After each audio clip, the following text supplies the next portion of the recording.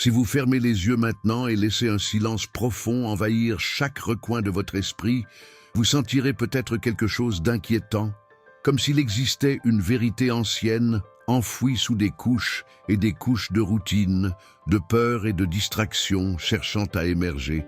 Cette vérité ne crie pas, elle murmure, et seuls ceux qui osent l'écouter changent le cours de leur propre vie. Aujourd'hui, je veux vous faire une promesse. Si vous restez avec moi jusqu'à la fin de cette réflexion, quelque chose en vous ne sera plus jamais comme avant. Non pas parce que j'ai un secret mystique à vendre ou parce qu'il existe une formule miraculeuse, mais parce qu'il existe en vous une force silencieuse, étouffée par des années d'incrédulité et de conditionnement, et qui demande aujourd'hui à être rappelée. Cette force est la capacité d'assumer ce que vous désirez comme si c'était déjà réel, et de le vivre avec une telle intensité que le monde n'aura d'autre choix que de s'incliner devant votre certitude. Neville Goddard, maître de cette vision, avait l'habitude de dire « Assumez le sentiment du désir accompli et vous serez le maître de votre destinée ». C'est facile à dire, mais profondément difficile à vivre. La plupart des gens ne réalisent jamais qu'ils sont prisonniers d'un scénario invisible, écrit par d'autres, jouant des rôles qu'ils n'ont pas choisis. Ils répètent des répliques héritées de la famille, de la société, de peurs anciennes, sans jamais se rendre compte qu'ils peuvent déchirer ce script et en écrire un autre. C'est là que la conversation devient inconfortable. Avez-vous déjà remarqué qu'au fond, tout ce que vous vivez est le reflet de ce que vous acceptez comme vrai ? Que ce n'est pas le destin qui choisit votre chemin, mais votre propre capacité à assumer intérieurement qu'il existe déjà ? Georges Gurdjieff, philosophe et chercheur infatigable de l'éveil humain, avertissait « L'homme vit en dormant, rêvant qu'il est éveillé ». Cette phrase est une plaie ouverte dans la conscience. Car si nous dormons, comment pouvons-nous créer consciemment ? Si nos volontés sont fragiles, comment pouvons-nous façonner le monde qui nous entoure ? La réponse, peut-être douloureuse, est que nous ne le pouvons pas, tant que nous n'apprenons pas à nous éveiller. La loi de l'Assomption, selon Neville, est l'un de ces appels au réveil. Ce n'est pas un simple tour mental pour obtenir des choses, c'est un exercice pour reprendre le commandement de votre propre conscience. Fermez les yeux et imaginez un instant que ce que vous désirez le plus se produit déjà. Pas demain, pas dans le futur, maintenant. Sentez le poids de cette possibilité. Peut-être ressentirez-vous une chaleur dans la poitrine, un nœud dans la gorge, voire un malaise, car le simple fait de permettre cette sensation menace tout l'édifice de croyance que vous avez construit sur ce qui est possible ou réaliste. C'est ici que beaucoup reculent. C'est ici que le sommeil de la conscience reprend le dessus, car assumer le désir accompli n'est pas un jeu de faire semblant. C'est défier les lois invisibles qui ont toujours gouverné votre vie et écrire de nouvelles lois, depuis l'intérieur. La difficulté réside dans le fait que nous avons été formés à croire ce que nous voyons, et non à voir ce que nous croyons. Depuis l'enfance, on nous a appris que le monde est fixe, solide, immuable, et qu'il nous revient seulement d'y réagir. Mais si cela n'était qu'une partie de l'histoire, et si, comme Neville l'affirmait, l'imagination était la véritable architecture de la réalité? Réfléchissez. Combien de fois avez-vous anticipé quelque chose, redouté quelque chose, désiré quelque chose? Et d'une manière ou d'une autre, cela s'est produit. Combien de fois avez-vous déjà vécu mentalement un scénario avant qu'il ne devienne physique? Peut-être avez-vous appelé cela une coïncidence, une intuition. Mais, et si c'était la preuve que vous avez toujours façonné l'invisible? Cette idée dérange parce qu'elle nous enlève l'excuse la plus confortable, celle de dire que la vie est ainsi et que nous ne pouvons rien y faire. Assumer le désir accompli exige que vous vous regardiez dans le miroir et que vous réalisiez que si votre vie est limitée, ce n'est pas parce que le monde est petit, mais parce que vos suppositions sont étroites. Et c'est là que Gurdjieff résonne encore. L'éveil est douloureux, car il signifie cesser de blâmer le hasard et commencer à assumer sa propre responsabilité créatrice. La question est, êtes-vous prêt à cela? Êtes-vous prêt à abandonner le confort d'attendre que quelque chose à l'extérieur change pour assumer que tout commence en vous? Car, si c'est le cas, il ne s'agira plus d'une simple conversation sur des théories spirituelles. Ce sera le début d'une pratique vivante qui défiera vos résistances les plus profondes. De quoi avez-vous le plus peur aujourd'hui? Que désirez-vous le plus? Êtes-vous prêt à assumer ici et maintenant que cela est déjà à vous, avant même d'en avoir la preuve? Car c'est dans ce saut, dans cet instant d'apparente folie, que l'impossible commence à se réorganiser en votre faveur. Et peut-être que bientôt, en regardant en arrière, vous réaliserez que ce moment a été celui où vous avez cessé de rêver passivement et où vous avez enfin commencé à créer en étant éveillé. Alors, dites-moi, si tout cela est vrai, quelle autre vie pourriez-vous être en train de vivre en cet instant précis? Et pourquoi n'avez-vous pas encore commencé? Quand nous pensons aux maîtres spirituels, il est facile de les imaginer comme des figures lointaines, enveloppées de mystères, inaccessibles à notre quotidien fait de factures, de responsabilités et de nuits blanches. Mais Neville Goddard n'était pas une légende éthérée. Il était un homme de chair et de sang, qui connaissait les limitations, les désaccords et les inquiétudes que nous portons nous aussi. Né en 1905 sur la petite île de la Barbade, il a grandi dans un monde marqué par la simplicité et la dureté de la vie. Il portait dans ses yeux l'horizon de la mer et, dans sa poitrine, un désir qui semblait plus grand que n'importe quelle plage ou ville ne pouvait contenir. Son parcours l'amènerait à traverser les océans, à vivre à New York et surtout à percer l'un des plus anciens mystères de l'humanité. Comment transformer la réalité à partir de l'esprit? Ce que Neville a découvert et vécu n'était pas un raccourci magique, mais un exercice de présence et de création consciente. Il a compris que l'imagination n'est pas seulement un passe-temps ou une échappatoire, mais une force créatrice, aussi réelle que la brique et le béton. Adoptez le sentiment du désir accompli, disait-il, et toute votre vie se réorganisera pour le refléter. Mais avant de comprendre cela comme une théorie, Neville l'a expérimenté comme une pratique. Et c'est là que son message prend tout son poids pour ceux qui, comme nous, vivent dans le tourbillon d'incertitude qu'est le monde de 2025.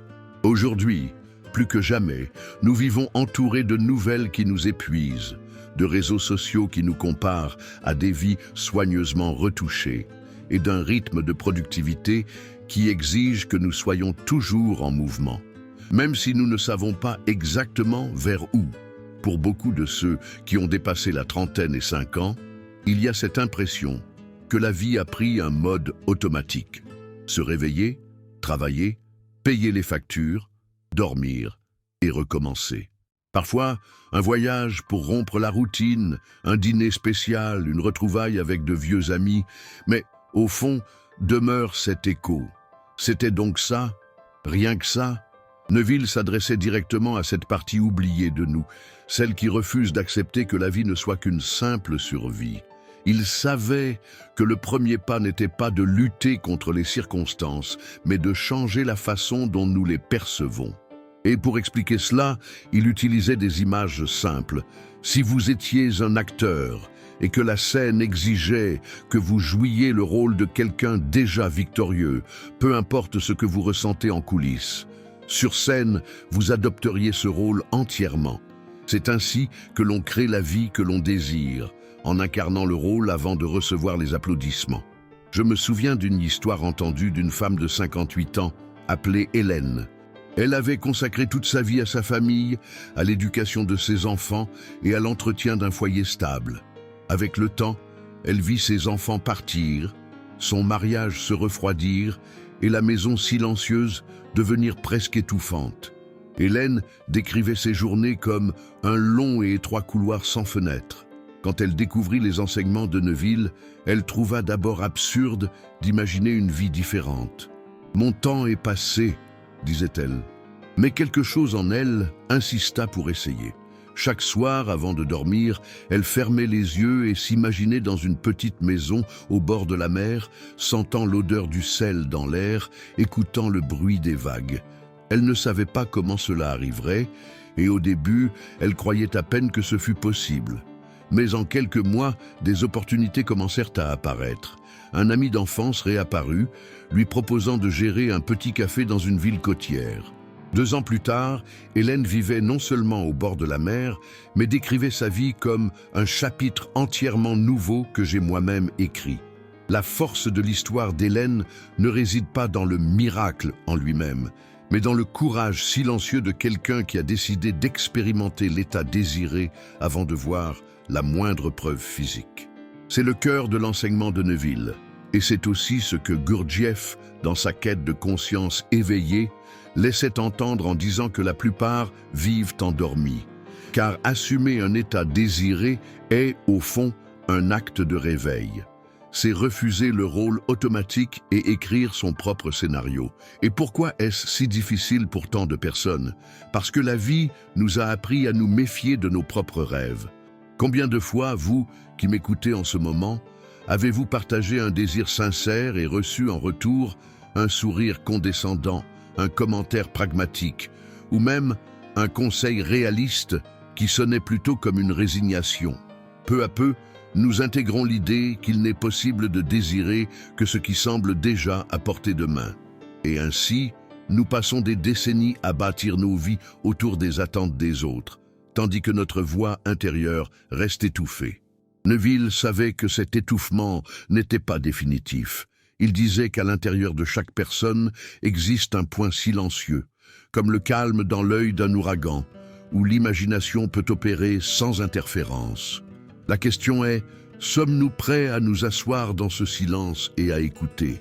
Car c'est là, dans cette quiétude inconfortable, que commence le travail de l'acceptation. Il ne s'agit pas simplement de penser positivement, mais de revêtir cette sensation comme on enfile un vêtement neuf et qu'on s'y habitue jusqu'à ce qu'il fasse partie de soi. Imaginez ce qui se passerait si, aujourd'hui, au lieu de vous voir comme quelqu'un qui doit atteindre quelque chose, vous commenciez à agir comme si vous le viviez déjà. Comment changerait votre ton de voix, votre façon de marcher, les décisions que vous prendriez? Il ne s'agit pas d'arrogance ou de déni de la réalité, mais de créer intérieurement un terrain fertile pour que cette réalité puisse germer. C'est comme planter une graine rare. Vous ne voyez pas sa croissance les premiers jours, mais vous l'arrosez, vous en prenez soin, vous la protégez, parce que vous savez que la vie y palpite déjà, invisible aux yeux. En 2025, avec toute la surcharge de stimulation et d'incertitude, ce type de pratique est presque un acte de résistance. C'est dire « je refuse de vivre uniquement en réaction, je choisis de créer ». Et pour ceux qui ont déjà vu passer une grande partie de leur vie, peut-être que le plus beau cadeau est de comprendre qu'il reste encore des chapitres à écrire et qu'ils n'ont pas besoin de suivre le ton des précédents. Peut-être vous reconnaissez-vous dans l'histoire d'Hélène, ou peut-être voyez-vous des fragments de vous-même dans les paroles de Neville et de Gurdjieff. Mais quoi qu'il en soit, la question qui demeure est inévitable. Si aujourd'hui, vous pouviez, ne serait-ce qu'un instant, assumer comme vrai la chose que vous désirez le plus, sans preuve, sans garantie, uniquement par la force du ressenti, quelle réalité commencerait à se former devant vous? La loi de l'Assomption, à première vue, peut sembler n'être qu'une belle théorie pour les livres de développement personnel ou les conférences de motivation. Mais en approfondissant, on se rend compte qu'elle est bien plus qu'un concept inspirant. C'est une carte du fonctionnement de la conscience. Neville Goddard disait que tout ce que nous expérimentons dans le monde extérieur n'est que le reflet cristallisé de ce que nous avons assumé comme vrai dans notre monde intérieur. Il ne s'agit pas de magie, mais d'un processus psychologique et spirituel qui façonne, brique après brique, l'architecture invisible de notre destin. Cette vision, bien qu'elle puisse paraître romantique, est profondément pragmatique, et c'est précisément pour cela qu'elle dérange. Elle place la responsabilité de nos circonstances entre nos propres mains.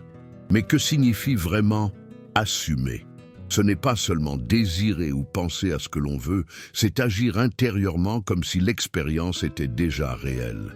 C'est habiter un état de conscience si profondément qu'il commence à modifier notre perception, nos choix et par conséquent les résultats que nous rencontrons. Georges Gurdjieff, dans sa quête pour éveiller l'homme endormi, disait « La vie n'est réelle que lorsque je suis ». Dans ce contexte, assumer un état désiré revient à déclarer intérieurement « Je suis cela », avant même que le monde ne le confirme. Et cette affirmation silencieuse, répétée avec conviction, commence à réécrire le scénario de notre existence. Avez-vous déjà remarqué que lorsque nous croyons fermement en quelque chose, nous commençons à percevoir des signes et des opportunités liées à cette croyance, comme si le monde conspirait non par quelque tour mystique, mais parce que notre attention s'aligne presque obsessionnellement sur ce que nous avons décidé de voir. Ne serait-il pas possible, alors que nous passions une grande partie de notre vie à confirmer jour après jour les limitations que nous avons nous-mêmes acceptées comme vérité? Si cela est vrai, combien d'années avons-nous perdu à alimenter des réalités que nous n'avons jamais voulu vivre?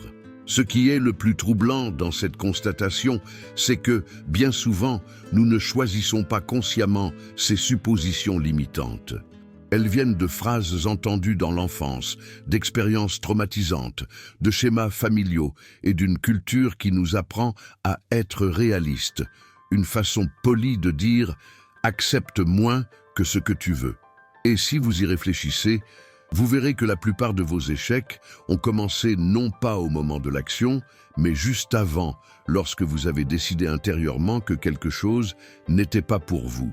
Vous êtes-vous déjà demandé combien de portes vous n'avez pas ouvertes parce que vous avez supposé qu'elles étaient fermées?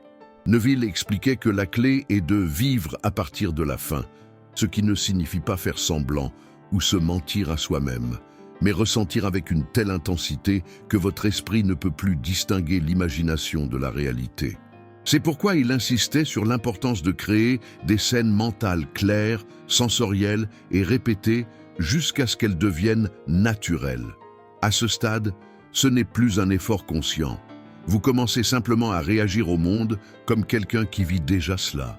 Et c'est là que tout change, car le monde, inévitablement, répond à ce nouveau vous. Soyons francs. Et si toute cette idée n'était qu'une illusion réconfortante? Et si les choses étaient beaucoup plus aléatoires que nous aimerions l'admettre? C'est l'objection que beaucoup soulèvent. Et il est sain de se poser la question. Mais réfléchissez à l'alternative, vivre en croyant qu'il n'y a rien à faire pour changer son destin. Laquelle de ces croyances, selon vous, génère le plus de mouvement, d'action et de transformation? Peut-être que la loi de l'Assomption fonctionne non seulement parce qu'elle agit sur l'invisible, mais aussi parce qu'elle nous pousse à agir comme si le résultat était inévitable. Et ce simple changement de posture suffit à redessiner n'importe quelle trajectoire. Gurdjieff disait « L'homme peut naître plus d'une fois, mais pour cela il doit mourir d'abord. Mourir aux illusions qui le retiennent prisonnier. » Appliqué à la loi de l'Assomption, cela signifie qu'assumer un nouvel état exige d'enterrer l'ancienne identité. Et ce deuil est inconfortable, car il implique de renoncer aux justifications, aux histoires répétées, pour expliquer pourquoi les choses sont comme elles sont. Cela signifie abandonner même la sécurité d'une douleur familière pour embrasser le risque d'une vie nouvelle. Seriez-vous prêt à cette mort symbolique pour renaître en une version plus complète de vous-même? C'est à ce moment que beaucoup se bloquent. L'esprit commence à dire « Et si j'essaie et que j'échoue? Et si je suis encore plus déçu ?» La réponse de Neville à cela était presque toujours la même. Vous assumez déjà quelque chose maintenant. La différence, c'est que la plupart du temps, vous assumez la continuation d'une vie que vous n'aimez pas. Alors, si l'on doit assumer, pourquoi ne pas choisir quelque chose qui en vaille la peine?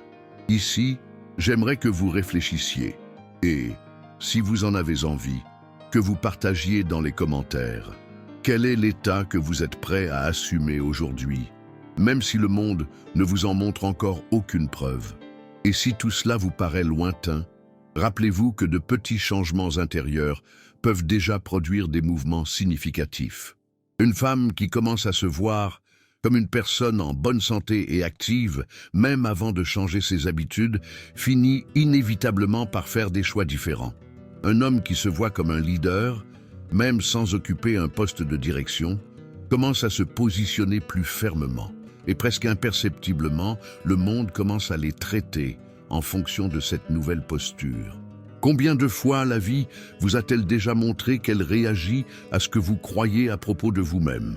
La loi de l'Assomption ne consiste pas à nier la réalité, mais à façonner votre perception jusqu'à ce qu'elle devienne plus puissante que n'importe quelle preuve contraire. C'est choisir, jour après jour, de ne pas se conformer aux anciennes histoires qui vous maintiennent petit. C'est un travail quotidien, silencieux et souvent solitaire, mais c'est dans ce travail que se produit la véritable magie. Et peut-être que le plus grand secret n'est pas de faire fonctionner la loi, mais d'arrêter de la saboter avec les mêmes suppositions que vous portez depuis des décennies. Alors je vous demande, si vous commenciez aujourd'hui, à cet instant même, à vivre dans la certitude absolue que votre désir est déjà réalité, qu'est-ce qui changerait en premier? Et plus important encore, auriez-vous le courage de maintenir cette certitude jusqu'à ce que le monde n'ait d'autre choix que de se soumettre à votre vision? Beaucoup de gens imaginent que l'application de la loi de l'Assomption est quelque chose de presque abstrait, réservé à ceux qui vivent entourés de silence et de temps libre. Mais en réalité, elle peut et doit être pratiquée au milieu du chaos, dans les embouteillages, dans la file du supermarché, dans l'intervalle entre deux rendez-vous. Le grand piège, c'est de croire qu'il faut attendre le moment parfait pour commencer. Ce moment parfait ne viendra jamais. Il faut créer un espace intérieur, même si le monde extérieur est en flammes. Neville Goddard disait que l'imagination est comme un muscle. Plus on l'exerce, plus elle façonne notre réalité. Le problème, c'est que la plupart ne s'en servent que pour entretenir leurs inquiétudes, leurs peurs et leurs scénarios d'échec.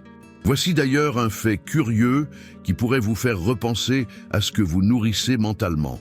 Des études récentes en neurosciences montrent que le cerveau, au niveau émotionnel, ne fait pas de différence entre une expérience réellement vécue et une expérience intensément imaginée. Les mêmes zones s'activent, les mêmes hormones sont libérées, la même chimie se produit.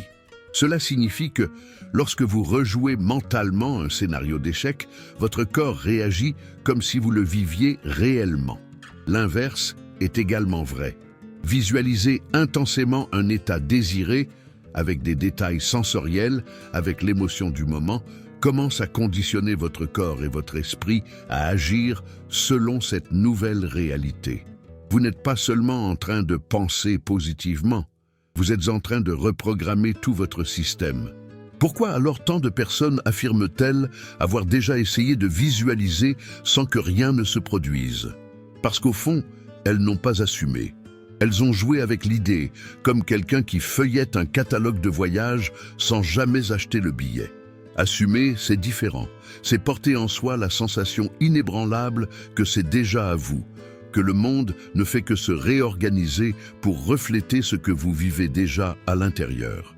Et cela demande de la persistance, non pas celle anxieuse de celui qui regarde l'horloge en permanence, mais la constance tranquille de celui qui sait que la graine est déjà en terre et qu'il ne sert à rien de la déterrer pour voir si elle pousse. Je me souviens de l'histoire de Paulo, un homme de 46 ans qui, après avoir perdu son emploi en 2021, passa des mois à tenter de se repositionner sur le marché, toujours avec le poids de l'urgence et de la peur. En découvrant les enseignements de Neville, il commença à pratiquer quelque chose de simple. Chaque matin, avant de quitter la maison, il fermait les yeux et se voyait marcher vers un bureau, saluer des collègues, s'asseoir à son poste avec un sentiment de satisfaction. Au début, cela ressemblait à une simple fantaisie réconfortante, mais il décida de persévérer. 3 mois plus tard, un ancien collègue le recommanda pour un poste qui n'était même pas publié. Paulo raconta que, lorsqu'il entra pour la première fois dans son nouveau bureau, il eut un frisson familier. C'était exactement la scène que je vivais dans mon esprit, jusque dans le détail de la tasse sur le bureau. Et voici un point que peu de gens mentionnent. La loi de l'Assomption ne sert pas seulement à obtenir quelque chose de nouveau, mais aussi à guérir et réécrire ce qui a déjà été vécu. Neville enseignait la révision, une pratique capable de transformer profondément la manière dont nous portons notre passé. Il s'agit de revisiter mentalement une situation douloureuse et de la recréer différemment, jusqu'à ce que l'émotion qui y est associée change. Les neurosciences confirment aussi que les souvenirs ne sont pas des archives figées. Chaque fois que nous y accédons, nous avons la possibilité de les modifier. Imaginez l'impact que cela peut avoir sur quelqu'un qui vit prisonnier de souvenirs qui façonnent son présent. Mais il existe un obstacle silencieux, l'attachement aux anciennes histoires. Combien de fois avez-vous raconté la même histoire d'échec ou d'injustice, presque comme si elle faisait partie de votre identité? Georges Gurdjieff disait « L'homme n'aime pas la liberté, il aime les chaînes auxquelles il est habitué ». Cette phrase est dure, car elle révèle une vérité inconfortable. Aussi souvent que nous nous plaignons de nos circonstances, il existe un confort pervers dans la répétition des schémas connus. Assumer une nouvelle réalité exige de rompre avec cet attachement, et cela est parfois plus difficile que la conquête elle-même. Réfléchissez au nombre de moments de votre journée occupés par des dialogues intérieurs dont vous n'avez même pas conscience. Combien de ces dialogues nourrissent exactement la vie que vous voulez laisser derrière vous? C'est là que la pratique devient vivante. Commencez à surveiller son dialogue intérieur comme on entretient un jardin, en arrachant mentalement les mauvaises herbes avant qu'elles n'envahissent tout. Chaque fois qu'une pensée de manque ou de peur surgit, la remplacer délibérément par un état assumé de plénitude. Non pas pour nier ce qui existe, mais pour éviter de le nourrir plus que nécessaire. Et si vous pensez que c'est difficile, souvenez-vous, vous le faites déjà tous les jours, mais la plupart du temps à l'envers. Vous êtes-vous déjà surpris à imaginer des conversations qui n'ont jamais eu lieu, à vous inquiéter de problèmes qui ne se sont pas matérialisés, à revivre des disputes déjà passées? C'est cela, assumer. Vous pratiquez déjà la loi, simplement en direction d'états que vous ne souhaitez pas prolonger. Le défi, c'est de rediriger cette capacité pour créer quelque chose qui en vaille vraiment la peine. La partie la plus libératrice, c'est de réaliser qu'il n'y a pas de limite d'âge ou de circonstances pour commencer. Peu importe que vous soyez dans une chambre louée ou dans un penthouse, entouré de soutien ou avançant seul. La loi de l'Assomption est démocratique parce qu'elle se joue à l'intérieur de vous, et personne ne peut empêcher ce travail intérieur. Peut-être qu'au début, cela semblera étrange, presque artificiel. Mais, comme pour l'apprentissage d'une langue ou d'un instrument, avec la répétition, l'état assumé devient naturel. Et, au moment où cela se produira, vous commencerez à remarquer de petites synchronicités, un appel inattendu, une rencontre par hasard, une opportunité surgie de nulle part. Ce sont des échos de la réalité intérieure qui commencent à se matérialiser. Vous pouvez les appeler des coïncidences, mais au fond, vous saurez que ce ne sont que les premières vagues d'une mer que vous avez vous-même mises en mouvement. La question est, êtes-vous prêt à soutenir cette nouvelle marée jusqu'à ce qu'elle devienne le paysage permanent de votre vie? En arrivant à ce point, vous avez peut-être déjà compris que la loi de l'Assomption n'est pas seulement une idée inspirante, mais une invitation à vivre d'une manière radicalement différente. Tout ce que nous avons exploré jusqu'ici, le pouvoir de l'imagination, la pratique de vivre à partir de la fin, la révision du passé et le dialogue intérieur conscient, convergent vers un seul point: la responsabilité intransférable que nous avons quant au scénario de notre propre vie. Il est inconfortable de l'admettre, car cela signifie qu'il n'est plus possible de rejeter la faute sur le hasard, les circonstances ou les autres. Mais c'est aussi libérateur, car cela nous rend le rôle d'auteur, et non plus seulement de personnage. Beaucoup abandonnent avant de voir des résultats, car ils confondent persistance et anxiété. Ils veulent planter la graine et récolter le même jour, oubliant que la véritable transformation se produit de l'intérieur vers l'extérieur, au rythme où la nouvelle identité se solidifie. Neville Goddard disait qu'il faut maintenir l'état assumé même lorsque tout semble contraire, car le monde physique n'est que l'écho retardé de ce qui a déjà été décidé intérieurement. Cette patience n'est pas de la passivité, c'est un acte de foi active. C'est comme naviguer dans le brouillard en se fiant à la boussole, même lorsque la côte n'est pas encore visible. Georges Gurdjieff avertissait « L'homme vit dans l'illusion qu'il agit, mais en réalité, tout lui arrive ». Assumer l'état désiré, c'est rompre avec cette hypnose collective. C'est cesser d'être entraîné par des courants invisibles et commencer à ramer, même à contre-courant, des vieilles croyances. Cela exige un type de courage silencieux, celui qui n'a pas besoin d'être annoncé, mais qui se révèle dans la constance avec laquelle vous revenez à votre vision, même après une journée difficile. Ce n'est pas un héroïsme de grands gestes, mais de petites fidélités quotidiennes à ce que vous avez décidé d'être. Il y a une force immense dans le fait de choisir consciemment ce à quoi penser, ce que ressentir et, par conséquent, ce que créer. Mais ce choix apporte aussi des dilemmes. Et si la vie que je veux exige que je quitte des personnes, des habitudes ou des environnements que j'aime?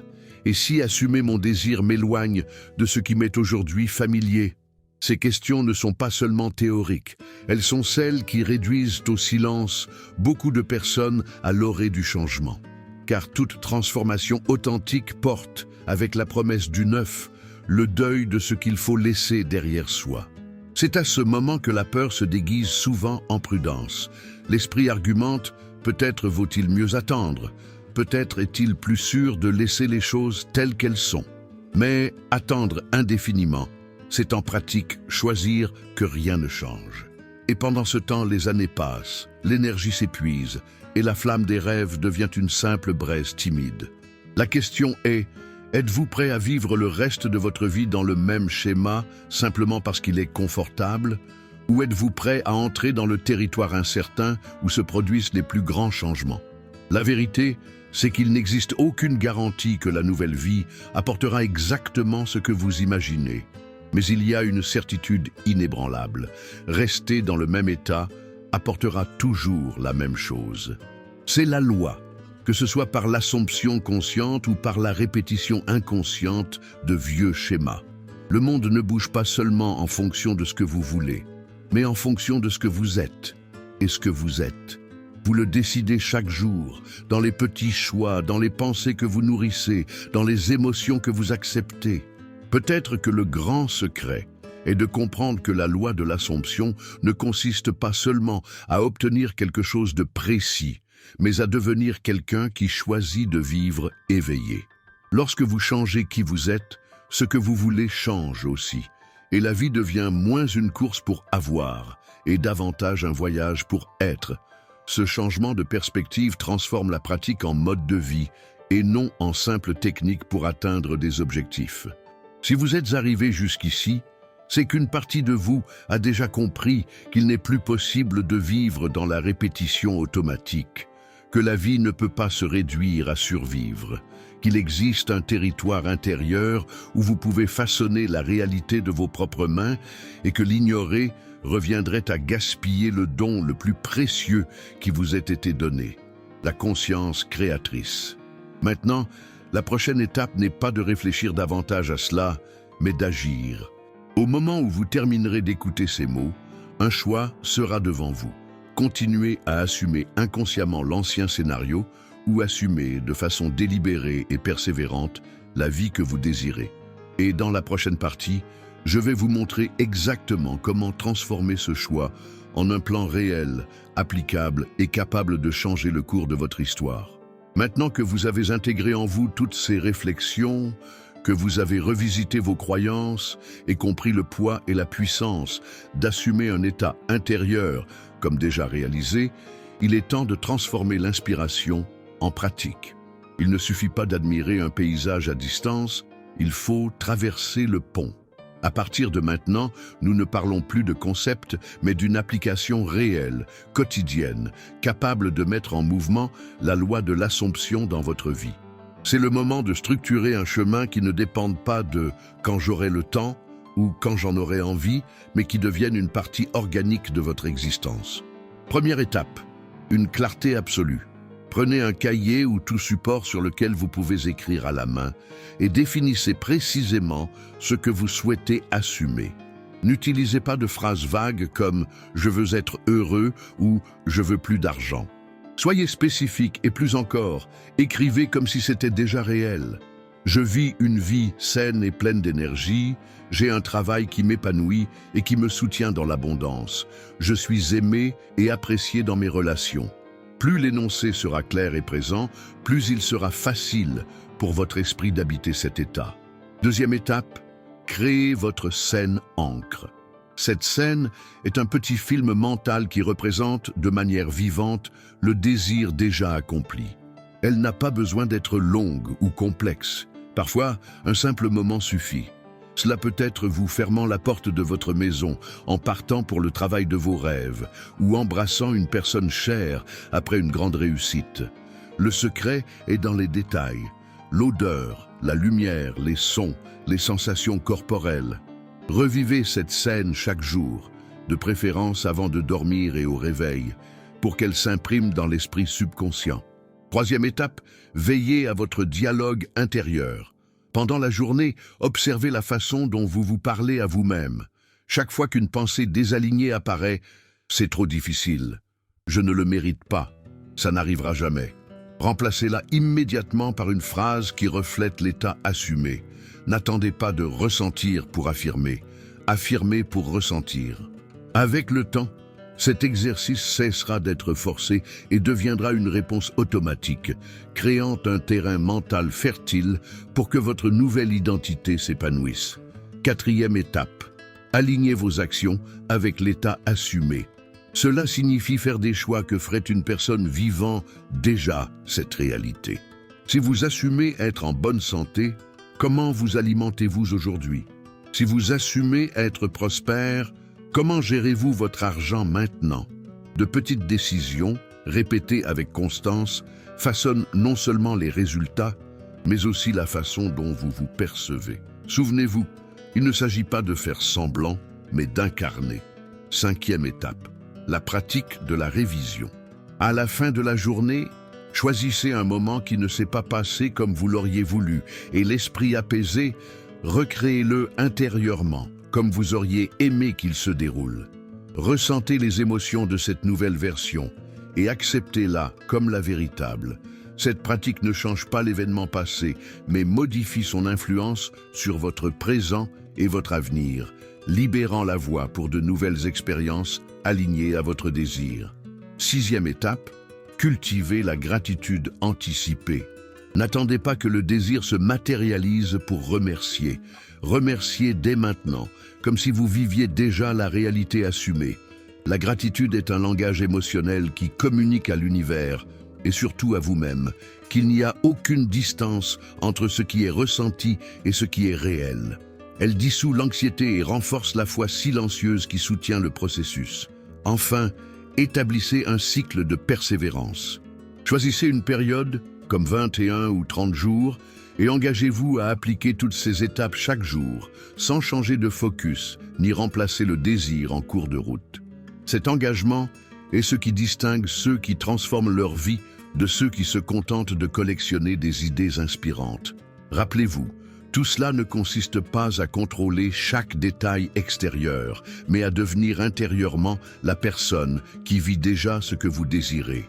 Le monde est un reflet, et le reflet ne change pas avant l'image. En suivant ce plan, vous ne ferez pas qu'expérimenter une technique. Vous entraînerez votre esprit et votre cœur à vivre éveillé, à créer consciemment comme un acte quotidien de liberté. Et maintenant, je veux vous entendre. Quel état décidez-vous d'assumer à partir d'aujourd'hui? Comment comptez-vous appliquer ces étapes dans votre quotidien? Partagez votre expérience dans les commentaires. Vos mots peuvent inspirer quelqu'un qui suit le même chemin. Si ce contenu a touché quelque chose en vous, abonnez-vous à la chaîne, aimez cette vidéo et envoyez-la à quelqu'un qui a besoin d'entendre ce message. Continuons ce chemin ensemble, en transformant chaque jour en un exercice vivant de création consciente.